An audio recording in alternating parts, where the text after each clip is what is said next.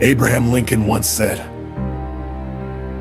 "If I had 6 hours to chop down a tree, I'd spend the first 4 sharpening my axe." That's discipline.